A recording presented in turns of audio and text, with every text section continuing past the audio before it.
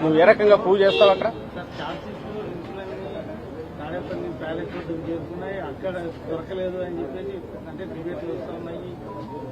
మళ్ళీ అదే అడుగుతున్నారు మీరు. కథ రాయడానికి తాడేపల్లి ప్యాలెస్ అనొచ్చు, ఇంకోటి వాళ్ళకు ఏదైనా రాయొచ్చు. దాని మీద వాటి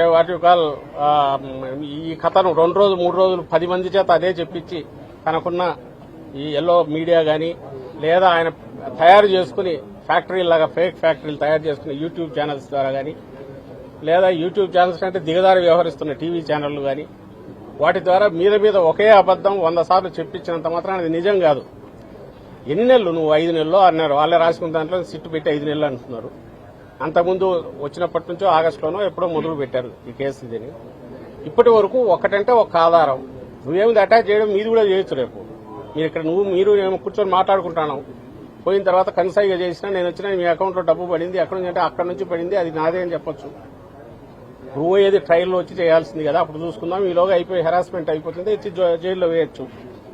జైల్లో వేసేటప్పుడు కోర్టు అడిగితే ఎందుకయ్యా అంటే సార్ ఇంత ఆధారం ఉంది సార్ అంటే సరే ఇప్పుడేం చేయలేము, ఈ స్టేజ్లో పంపండి వాళ్ళు పంపచ్చు. That doesn't mean anything. ఇప్పటికి కూడా చెప్తున్నాం, ఇదిగో ఈ ఆధారం ఈ క్లించింగ్ ఎవిడెన్స్ అని ఒక్కటి కూడా ఎందుకు అనలేకపోతున్నారు. ఆధారాలు దొరకట్లేదని వాళ్లే అంటున్నారు. అది గమనించండి. ఆధారాలు దొరకట్లేదు ఎందుకంటే మాయం చేసినారు అంటున్నారు. నువ్వు అట్లంటే ఏ కేసు నువ్వు కావాల్సిన వాళ్ళు జైల్లో పెట్టేసుకుని ఆ తర్వాత ఆధారాలు దొరకని మేమేం చేస్తాం సార్ అనొచ్చు. వీళ్ళకి ఇంత అడ్డగోలుగా ఈ కేసు నడిపినందుకు వీళ్ళందరినీ ప్రాసిక్యూట్ చేయాలి. అది కూడా వదలం. రేపు వచ్చిన తర్వాత ఈ కేసు ఒక దశకు తేలిన తర్వాత ఇల్లీగల్ అరెస్ట్ వీటన్నిటి మీద ఖచ్చితంగా వీళ్ళు approach court of law and appropriate దీనికైతే ట్రై చేస్తాం. అంటే టీడీపీ నేతల ఆరోపణలో వైపు పక్కన పెడితే విజయసాయి రెడ్డి గారు సీడీ విచారణ సందర్భంగా అప్పటికి కేసీరెడ్డి రాజశేఖర రెడ్డి ఎవరో కూడా తెలియదు, ఆయనే స్వయంగా మీడియా ముందు చెప్పారు. లిక్కర్ సంబంధించినటువంటి కర్త కర్మక్రియ రాజు కేసీరెడ్డి అని ఆయన అప్పుడు చెప్పారు, స్టార్టింగ్ లో చెప్పారు. దానికి సంబంధించి ఆయన ఏం చెప్తే ఆయన అడగాల. ఇప్పుడు ఒకటి, ఈ పార్టీ నుంచి ఆయన బయటకు వెళ్ళిపోయారు, లేరు. ఈ పార్టీలో లేరు. బయటకు వెళ్ళిపోయిన తర్వాత ఏ రకంగా మాట్లాడుతున్నారు ఆయన ఎక్స్ప్లెనేషన్ ఇవ్వాలా. నువ్వు ఇన్వెస్టిగేషన్ ఏజెన్సీగా నువ్వు చేయాల్సింది ఏంది? లేదా ఈ గవర్నమెంట్ కక్ష కట్టి వ్యవహరిస్తుంది మేము అంటున్నాం, ఇది ఒక కక్ష కాదబ్బా, ఇది కనపడుతుంది మీది అని చెప్పినా వాళ్ళు రావాలి ముందుకు. అదెందుకు రాలేకపోతున్నారు? ఎందుకు రావట్లేకపోతున్నారు? అంతకు మించి వేరే ఇది ఎక్కర్లేదు కదా. పవర్ నీ చేతిలో ఉంది, నువ్వే కేసు పెట్టినావు. ఇప్పుడు ఈ రోజు ఈయనతో 12 మంది అంటే అరెస్టు, ఇంకా ఎంతమందిని చేస్తారో తెలియదు. మీరు వీటి ఇంత ఇదిగా కనపడుతున్నప్పుడు ఇదిగో ఆధారం అని చెప్పొచ్చు కదా.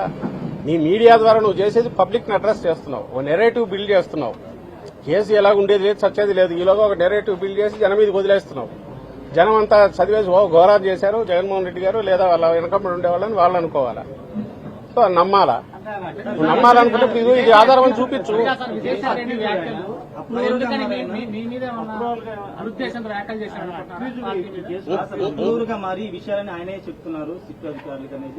అవునబ్బా, నేను ఆయన కాదు ఇంకొకరు కాదు ఎవరు చెప్పినా ఆధారం ఏదో చూపాలి కదా. ఇదిగో పర్టికులర్ ఇది ఫస్ట్ వచ్చి రేషనల్, ఇది దాంట్లో హేతు పద్ధతి ఉండాలా. ఏం హేతు పద్ధత? ఎవడైనా ₹100 బెనిఫిట్ అయితే ఇస్తావా, నష్టపోతే ఇస్తావా? చంద్రబాబు హయాంలో బెనిఫిట్ అయ్యారు.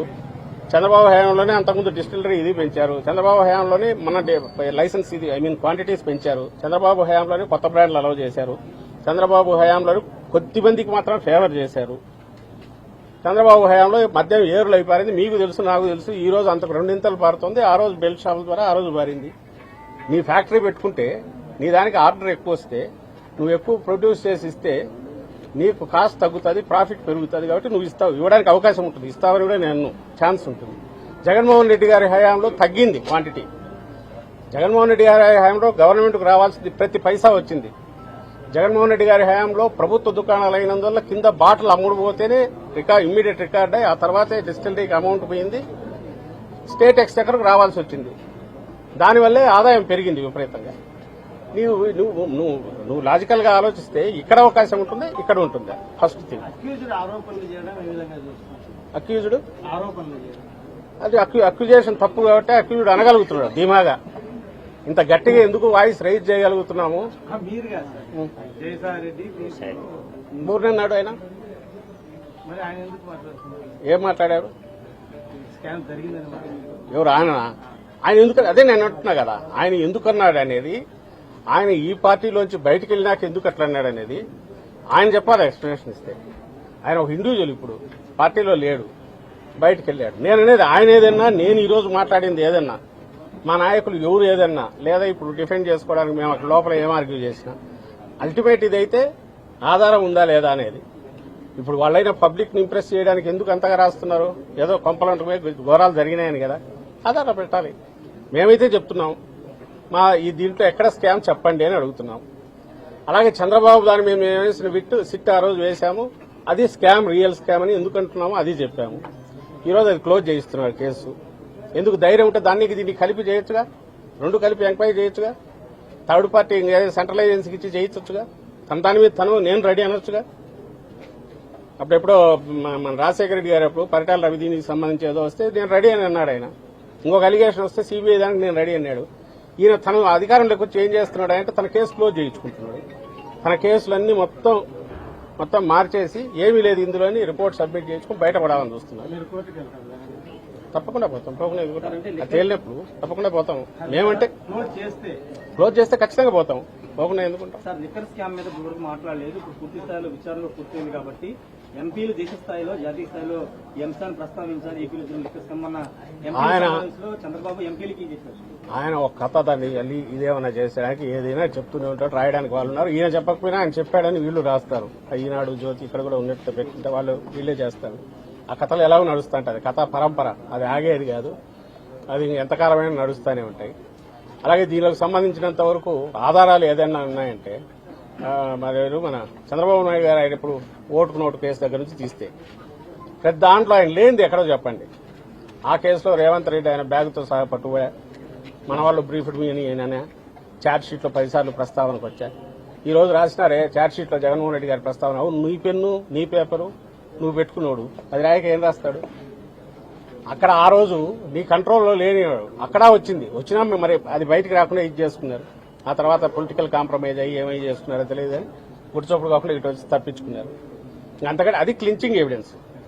బ్యాగుతో డబ్బు, మనిషి వీడియో, అతను ఆ పార్టీ నాయకుడు రేవంత్ రెడ్డి అప్పట్లో తెలుగుదేశం పార్టీ నాయకుడు. అండ్ దేర్ దానికి పిట్రోకో అంటే అది ఇచ్చినందుకు ఓటు వేయించుకోవడానికి ఎలక్షన్ ఉంది. And Chandrababu Naidu phone talk మన వాళ్ళు బ్రీఫ్డ్ మీద అది బయటపడింది. అది ఫోరెన్సిక్ పోయి కరెక్ట్ అని కూడా అది వచ్చింది. ఎస్, అది ఎవిడెన్స్. నువ్వు దాన్ని క్వశ్చన్ చేసి దానికి అతను ఆన్సర్ ఇవ్వాలంటే ఇక్కడ అలాంటి ఒక్కటన్నా చూపించండి, లేదుగా. మిథున్ రెడ్డి గారికి సంబంధించిన పిఎల్ఆర్ సొంత ప్రాజెక్టు 15 కోట్లు మొత్తం కూడా ఆయన అకౌంట్లో వెళ్ళినట్టు తెలిసిన 15 కాదు, వాళ్ళు రాసింది 5 వచ్చింది, పోయింది వెనక్కి అని కూడా రాశారు. వచ్చింది ఏదో కాంట్రాక్ట్ కోసం, మళ్ళీ వెనక్కి వెళ్ళింది, ఇంకా అయిపోయింది, ట్రాన్సాక్షన్ అయిపోయింది.